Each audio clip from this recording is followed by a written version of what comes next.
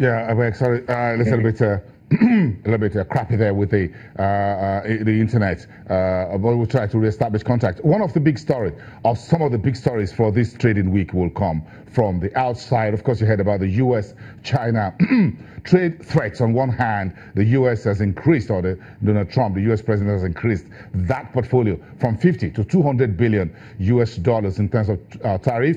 China says it will retaliate on July the 6th if U.S. or if Washington goes ahead with those tariffs, which it says it was not realistic. Part of what China is targeting is the crude imports from the United States. That's this one story on one hand. But of course, you have the other issues with OPEC and what is being said about where the forward production will be for key member states. Of course, Nigeria will not be part of that increase in production. We have our ceiling currently at about 2.8. We've been excluded for this production quota that is running now into second steam, where that will continue to the end of the year. But of course, a lot of issues also from the central banks about the US FOMC rate hike last week and what the ECB did on Thursday. A little bit dovish, but of course trying to wrap up its own quantitative easing. This will be key external, externalities to deal with in the current week. Olale Kondabode from Vetiva, thank you for coming back to us here. So these externalities from the trade war to the looming OPEC meeting, where should I place my foot in the marketplace considering these external headwinds?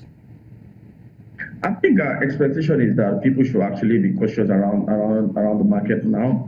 There are a lot of factors around that could actually tilt the market into both sides.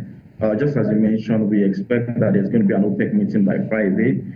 Expectation for the OPEC meeting is that there are going to be discussions around the possible rise in the cap levels that we have seen in the past about 18 months.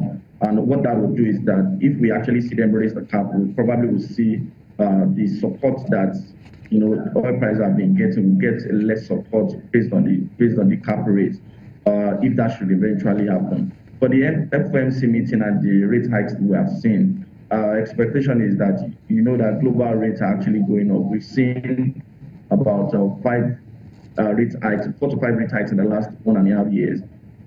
Implication is that yields in safer economies are actually rising, and if this happens, you actually expect people to move closer to the safer economies, and that's where people are likely going to play.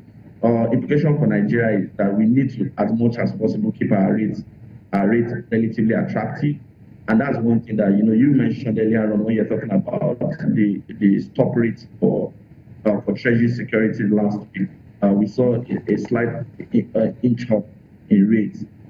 This is just because we need to keep our rates relatively attractive for not just the local player, but also the foreign players. That's interesting when we saw in the report that last week the stop rates at the NTB and open market operations started to nudge up when we thought that it will continue to head a little bit lower. Do you think this is something that the debt office will consider or investors will consider when they're subscribing for DMO's June auction on Wednesday? I think it's something that a lot of investors will consider. For a lot of investors, we have actually seen rates actually stabilize in the last 2, 3, 4 months.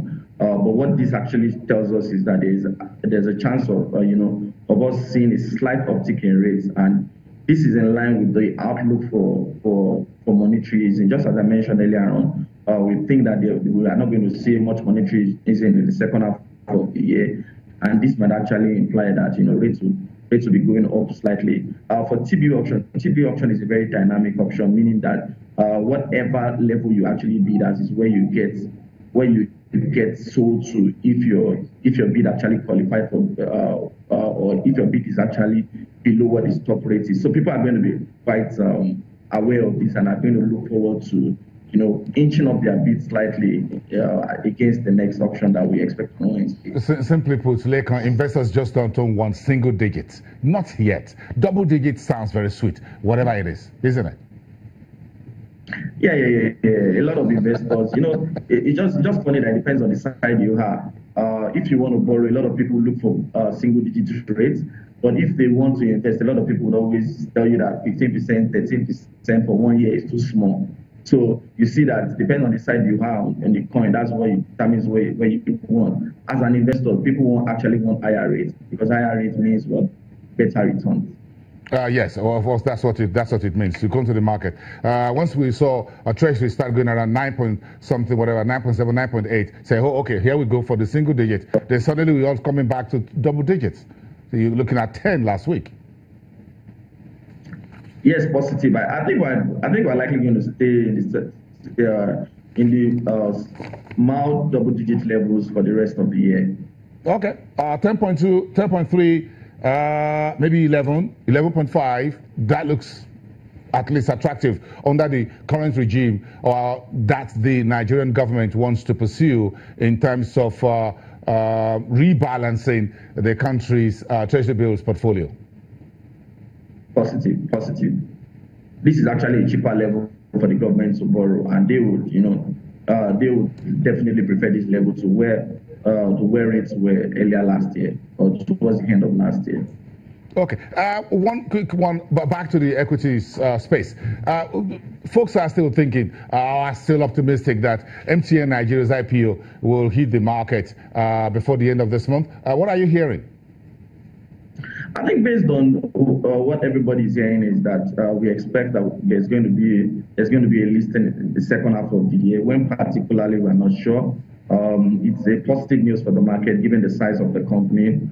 It's a company that is likely going to be one of the, if not the largest listed company on the exchange when it comes in. You speak to a lot of investors that are excited. If you talk to a lot of PFAs, they will tell you that they really do not have opportunities in terms of where to invest in, good companies to invest in. I think MTN coming into the market is actually positive. It's a good company that a lot of people are looking to invest in, and we are looking forward to this.